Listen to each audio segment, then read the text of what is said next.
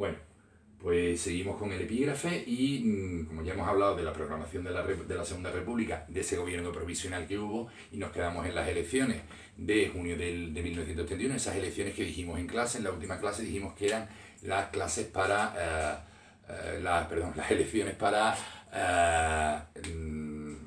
proclamar una constitución, eran unas elecciones a Cortes Constituyentes que se llamaban, ¿no? Bueno, pues en esas elecciones de a Cortes Constituyentes ganó aquella conjunción que dijimos de republicanos y socialistas, ¿no?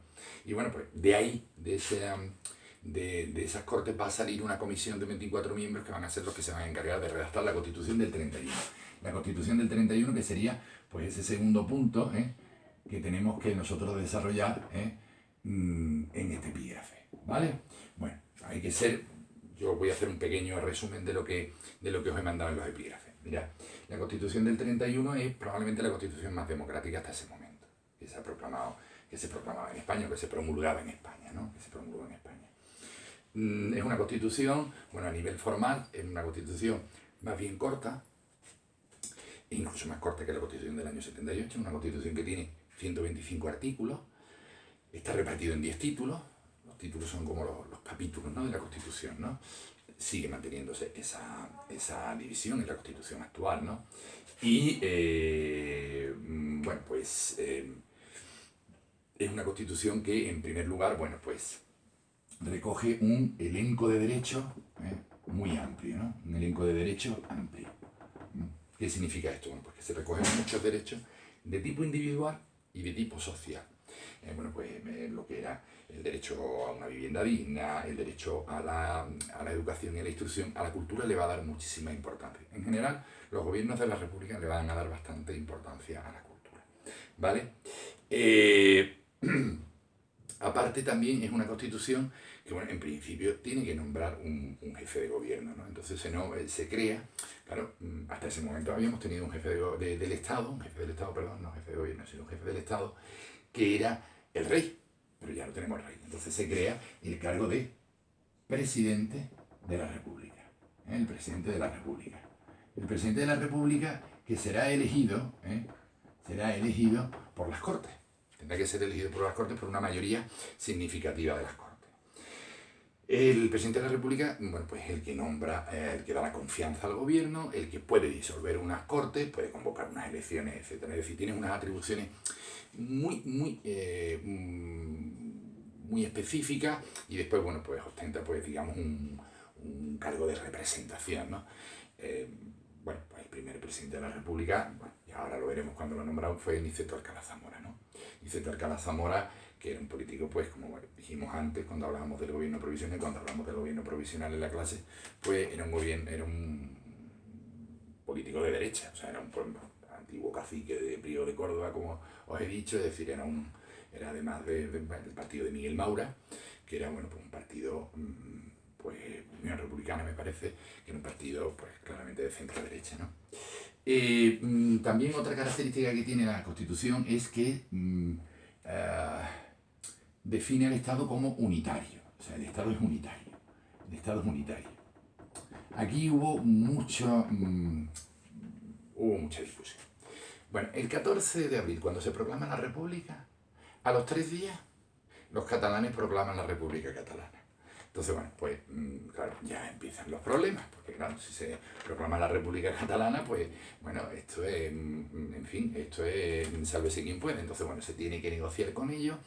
Bueno, al poco tiempo los dirigentes catalanes pues renuncian a esa República Catalana y a ese gobierno provisional de la República Catalana que se había montado rápidamente, porque ellos montaban rápidamente un gobierno, y bueno, pues con la promesa de que se creen unas futuras autonomías, ¿no? Entonces, bueno, pues la Constitución, aunque va a definir al Estado comunitario, va a dejar abierta la puerta autonomista, ¿no?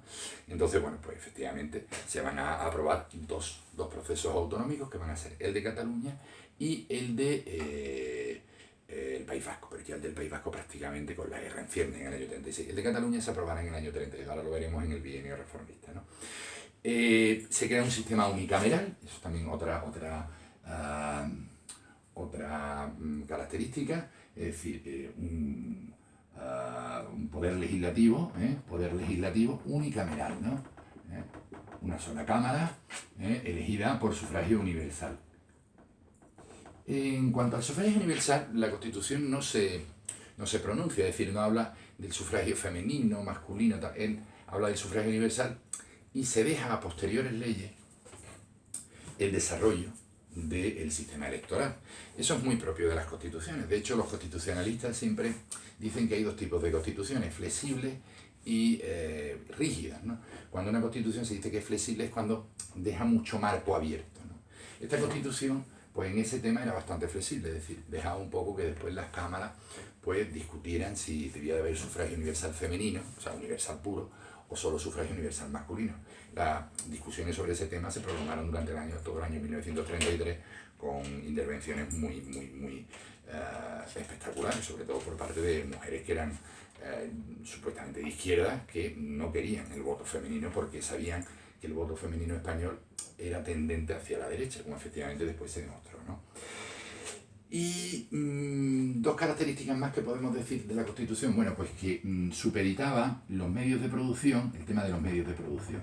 Los medios de producción estaban supeditados al bien público, ¿vale? O sea, eran para el bien público o el bien social, ¿no? ¿Esto qué significaba? Bueno, pues esto significaba básicamente que dejaba abierta la puerta a todo lo que podía ser expropiaciones, etc.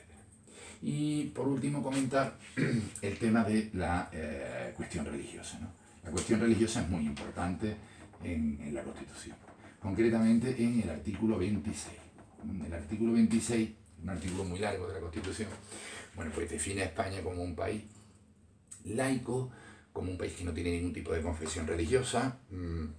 Situaros en el año 1931, por favor, siempre os digo, haced un esfuerzo y situémonos donde estamos y donde estábamos. Entonces, pues claro, aquello fue una auténtica hecatombe. De hecho, la redacción de ese artículo, que ese artículo realmente no se redactó hasta el final, provocó la dimisión de Niceto Alcalá Zamora.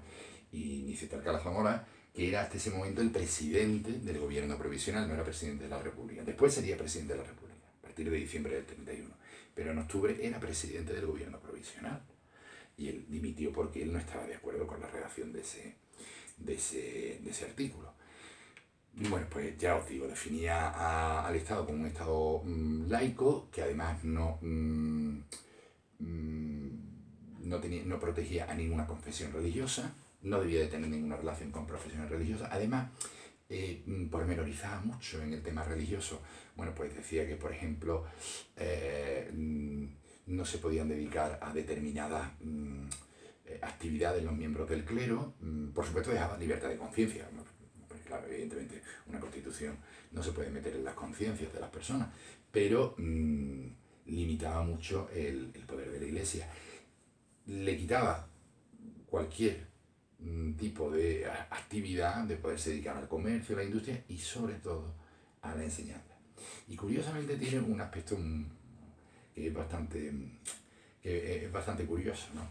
Que dice que habla de aquellas órdenes que, aparte de los 3 votos que tienen un cuarto voto de obediencia a otras instituciones que no sea el Estado. Es curiosísimo. Esto, claro, esto hay que saber un poquito, ¿no?, del tema, ¿no? Las órdenes religiosas tienen 3 votos: pobreza, obediencia y castidad. Pero hay una orden religiosa muy importante, probablemente la orden religiosa más importante de la historia, que son los jesuitas, que tienen un cuarto voto, que se llama el voto de obediencia al Papa. De hecho, a los jesuitas, desde el siglo XVI, que lo funda Íñigo de Loyola, pues se le ha llamado siempre la caballería ligera del Papa, porque los jesuitas han ido allá donde el Papa los ha mandado, ¿no? Es decir, cuando el Papa decía, bueno, pues hay que evangelizar, ¿qué te digo yo? China. Bueno, pues a los primeros misioneros que llegaron a China, pues eran jesuitas, ¿no? Que por cierto se los cepillaron a todos, pero bueno, allí llegaron los tíos, ¿no? Entonces, bueno, pues es curiosa esta mención de la Constitución a esa orden, ¿no? Porque después, en el bienio reformista, vamos a ver como una de las primeras normas que emite el gobierno de Azaña es la expulsión de los jesuitas. Y los jesuitas son expulsados de España. Pero es curioso porque ya los hemos visto expulsados varias veces. En el siglo XVIII, os acordaréis cuando hablamos del regalismo borbónico, esa preeminencia que quería tener el Estado borbónico sobre la Iglesia, en muchos periodos, y sobre todo en el periodo de Carlos III, se centra mucho sobre los jesuitas, ¿no? Tanto es así que los jesuitas son expulsados, ¿no? En fin, bueno, pues estas serían un poco las características de la Constitución del 31, que entrará en vigor pues a final de año, se aprobará.